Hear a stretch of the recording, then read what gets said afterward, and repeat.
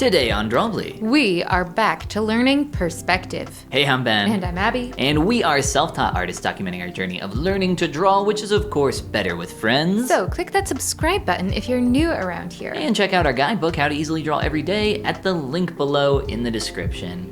Abby, I'm back on that perspective game. Oh yeah? Who are you learning from? So, obviously you know, because, you were there. You could tell by my tone.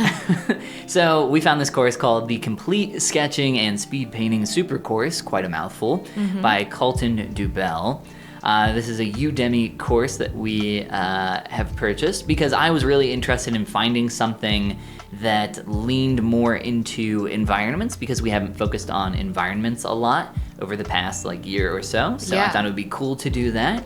And I think a good way to start that, I looked at a bunch of courses, and from what I found, even though the focus of this course is not environments, it does have a focus on perspective and a little bit of environments. But I thought it would be helpful. It's got some fundamental stuff, so we're starting with that, making sure we're just reviewing stuff that we already know, but, getting some practice and warming back up into those things. Yeah, so far it is a great course. Yeah, it's been really fun. It's a great course, I think, both for probably beginners because he goes over very fundamental things, and it's a great course for, also beginners. I was going to say whatever we are.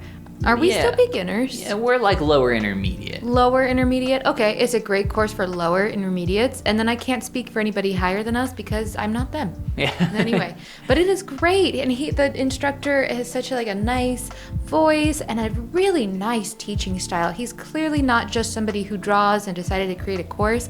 He knows how to teach, and I deeply appreciate that. Yeah, so the first pseudo assignment, which it's not actually...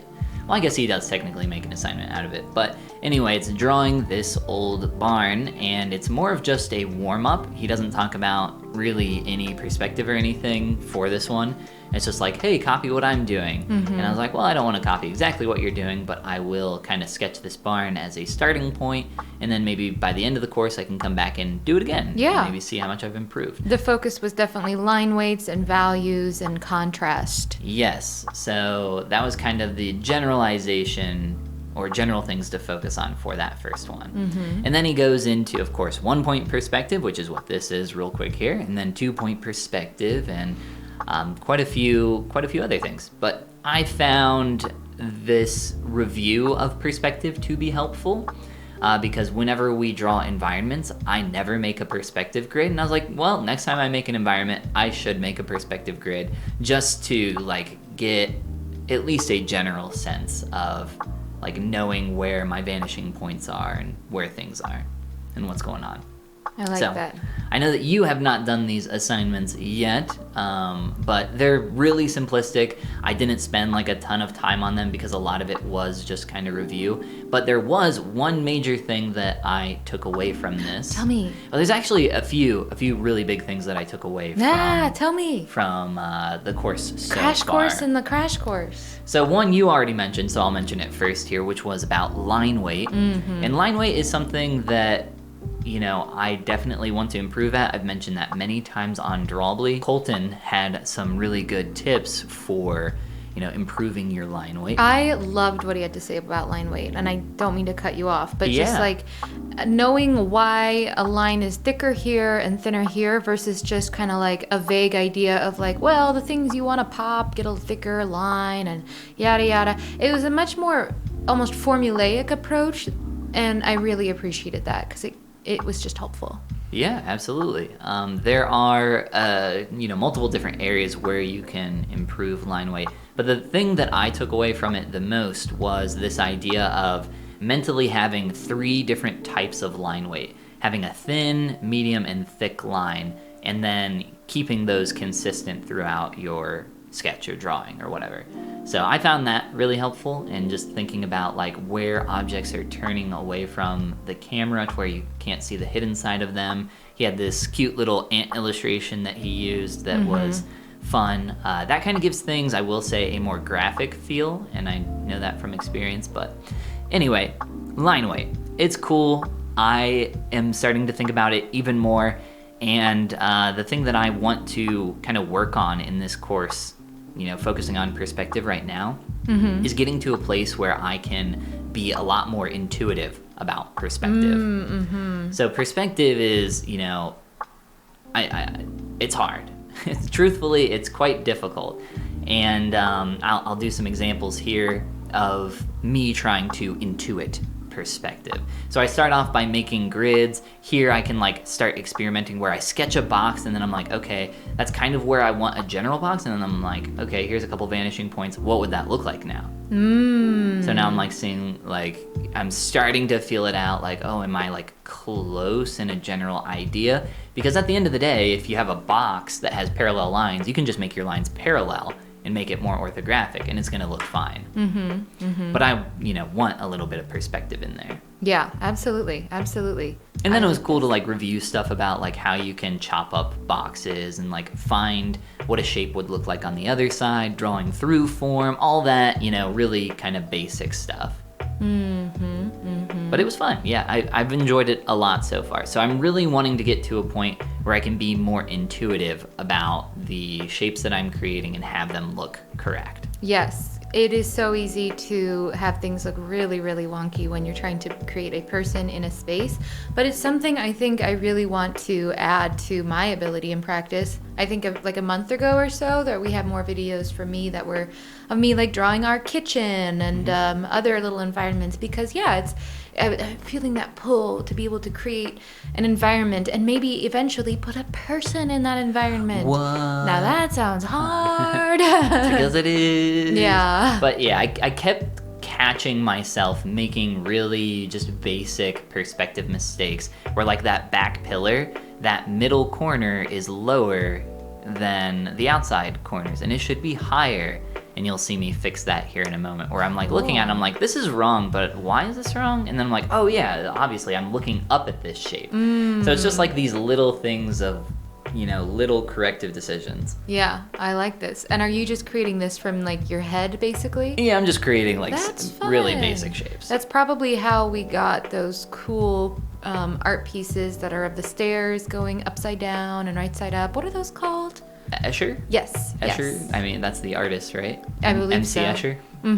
Is who you're thinking of? Yeah, probably him just playing with perspective and realizing well, I can draw it upside down. Yeah, or all sorts of different stuff. Yeah, super fun. Oh, I'm so excited. It's been a great course so far, and I've watched a lot less of it than you have, so I can see I have a lot to look forward to.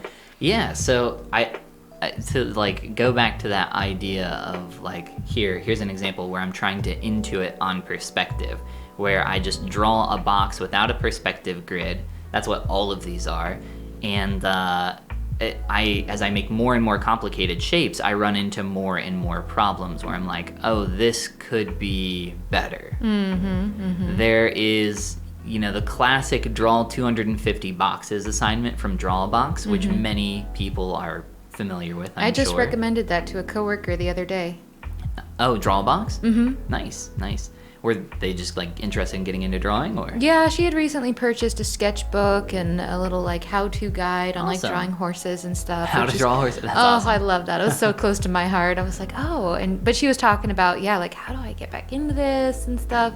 So even though I didn't actually use much of Drawbox because I think it was a little too fundamental for me, I thought maybe it would be a good starting spot for her. So if you're watching this and you are very much in that early stage, check out Drawbox. So the reason why I bring that up is because I actually do think that there is a lot of things that even experienced artists can learn from drawing boxes.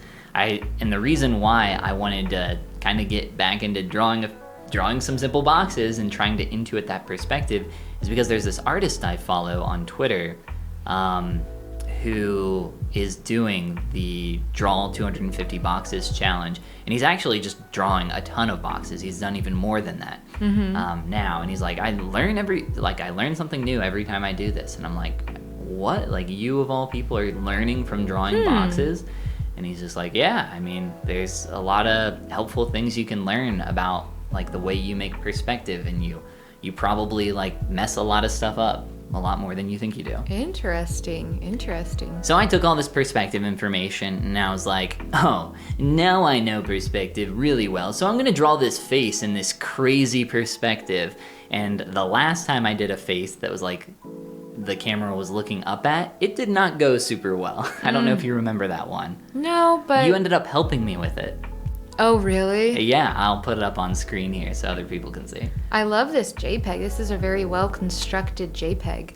Well, I mean, it's a photograph. Yes. I mean, it's but not... I just mean, you know, like, I like the reference. A well-constructed JPEG. Yeah. So how did this go for you? Not great. Did your lessons, like, come into play? It did a little, because I started off drawing a box to hold the face in and around like the jaw or chin line. And that helped a little, but yeah. It was just a quick sketch. I threw some quick color on it and went away with it. And back to the apples. Yeah, I've just been enjoying sketching and painting a lot, so. I just had an idea. Maybe instead of like drawing a full head in that perspective, you should blend this with some of the Ahmed Al-Duri course assignment and draw a bunch of skulls in boxes. Skulls within boxes. Yes. Honestly, I would love to go back through some of that information and, cover it again. There's a lot of really helpful assignments in that.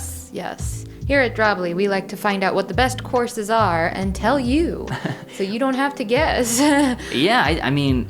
We've also tried some that were not as good, so... Yes. I think one of the most helpful things is literally just like good assignments. Yeah. Because a lot of the time, you can teach someone a fundamental within moments, but they don't know how to practice. So I think that's an excellent way of putting it. That's a perfect insight. Yeah, the assignment, make it clear what the assignment is and make sure it allows somebody to practice what it is you want them to practice. And then you were catching up on Vox Machina, which I had already seen the first episode of. So while you were watching that, I was sitting down next to you drawing some orbs. Oh. I was pondering my orbs. I like that. That's fun. Those are fun. I love your colors. So some quick orbs. You know, I think even if you feel like you know things really well, like something like perspective, I think it's so helpful to just like go back and redo it. There are little things that just like hitting that nail again is just super helpful. I agree. And if you want to be super helpful, hit that subscribe button. Ooh, and check out our guidebook, How to Easily Draw Every Day, at the link below in the description. And share your work on Instagram with #Drawbli because drawing is better with friends. And this is the part where we say... Goodbye. Goomba. Wow, you look like you're thinking really hard of something to say. I don't always know what to say here at the end. Sometimes it's hard. It's hard to be funny, Abby. It's so hard to be funny. That's why we do improv. Ugh. Is that why or is that because? You sound so sure of yourself.